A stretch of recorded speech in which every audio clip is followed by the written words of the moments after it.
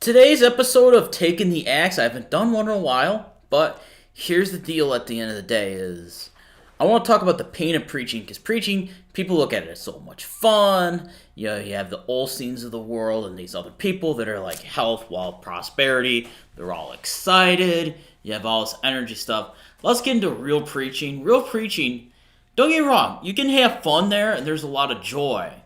But boy, this can hurt like hell. Literally, when I say like hell, I mean literally like the lake of fire. I mean, this hurts, you can get the hell kicked out of you. So, now, going to Jeremiah 27 to 7 to 11 over here.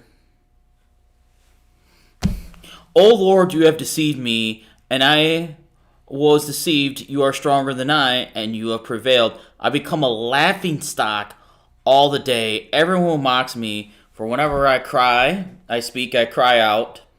I shout violence and destruction, for the word of the Lord has become for me a reproach and derision all day long. If I say I will not mention him or speak any more in his name, there is in my heart, as if it were a burning fire, shut up in my bones, and I am weary with holding it in, and I cannot, for I hear many whispering, terror is on every side. Denounce him, let us denounce him, say all my close friends, watching for my fall. Perhaps he'll be deceived, then we can overcome him and take our revenge on him. But the Lord is with me as a dread warrior, and therefore my persecutors will stumble. They will not overcome me, for they will be greatly shamed, for they will not succeed. Their eternal dishonor will never be forgotten. So, one more verse. O Lord of hosts, who tests the righteous, who sees the heart and the mind, let me see your vengeance upon them. To you I have committed my cause. So, back up here, the pain here, you'll become a reproach to your friends. Like you'll have mud thrown, become a laughing stock. You look at the Ray Comforts of the world. Supposedly the world laughed at him, even though he was right. He was right about salvation. People cheerlead Richard Dawkins.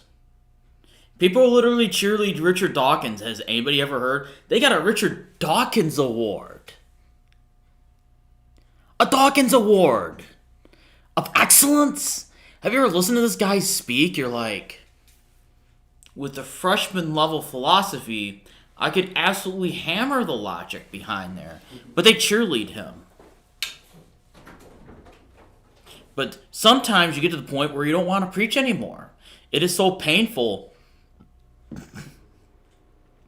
But a true prophet and somebody who's truly doing the work, it'll hurt to preach, but it'll hurt so much to not preach that you can't get it off your heart.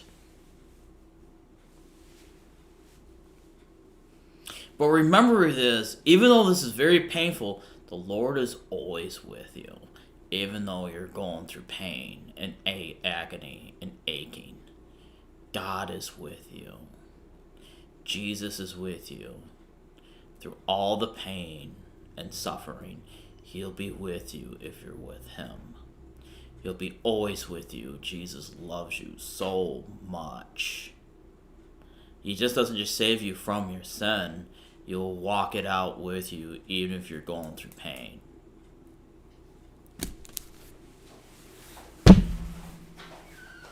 So, and here's the thing. Now, I know this is a short one. So, here's the thing. When you go out there and preach, you got to be ready to take the pain. If you're not ready to take the pain, you're not ready to do the work of the cross. You're not physically ready. You got to be ready to take the pain. So, and here's the deal.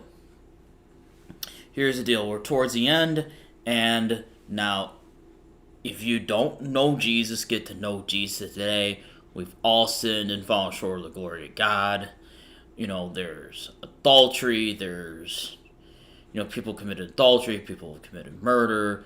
I mean, you've bore false witness. Everybody has sinned. Up and down, you've sinned. You've committed them, and you're going to say your heart cleans it? Like you have a good heart?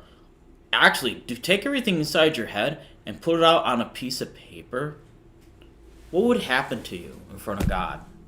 Or what would you do with it? Every thought that you ever thought. So, here's the thing.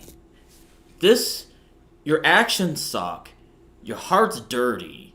You need to be saved by Jesus. And need to be cleaned off by Jesus Christ. Because it's Jesus saved me from my sin. I mean, and you know what it is? It's sin because how come you go to strip clubs? It's all dark. It's all dark in bars. It's always dark. Those women up there are using stage names. They don't want to be recognized. They just want to get their money, do their thing, get their money, and go home. They don't want recognition. They don't want to be recognized. I mean, porn stars, they screw publicly, but they don't want to, what's it called? But they use stage names so they can live normal lives.